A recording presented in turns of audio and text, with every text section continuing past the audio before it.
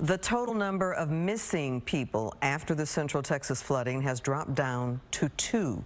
Governor Abbott provided another update late last night saying Texas Task Force 1 recovered the body of a missing woman in the Kerrville area. More than 100 people were reported missing after the floods. Over the weekend, that number dropped down to 3 people after dozens of others were confirmed to be safe. Governor Abbott says the search will continue for a man and a little girl from Camp Mystic.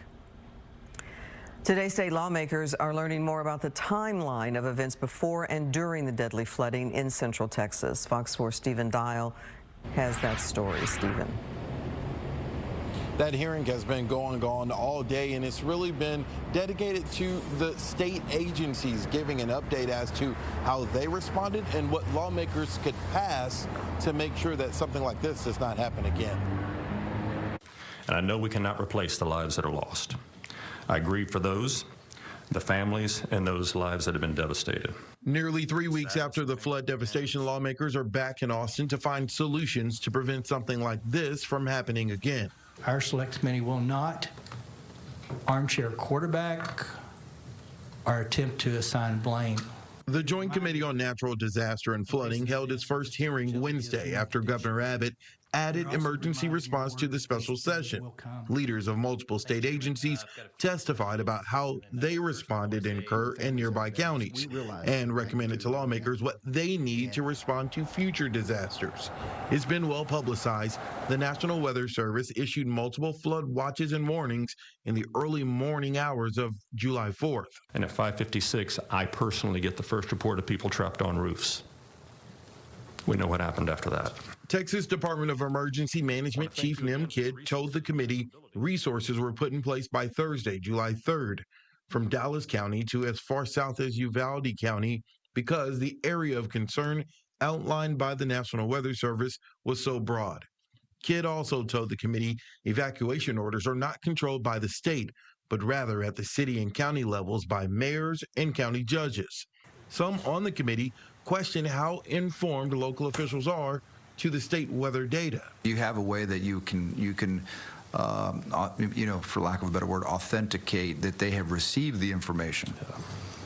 So we know we can share the information with the technology that we have, but we really have no way of knowing whether they received the message. Kidd also raised concern about communication challenges. For example, when a crew from North Texas would come to support the search and rescue, there was not an automatic radio connection to communicate with local officials already on the ground, leaving potential gaps in critical updates. Some committee members were critical of the Department of Transportation, asking if there are gauges and sensors in flood-prone areas that can alert officials beyond the forecast. Can you, as the Department of Transportation, tell us that you have the proper monitoring equipment in these floodplains that we know are prone to flash flooding, that we're not waiting on somebody in the weather to make a prediction of what might happen tomorrow? We do have some high water warning systems on a few places in the state where we have a sensor in the creek right there at the structure where the vehicle would drive across, and then we do have some lights that go off if that water gets to a certain level.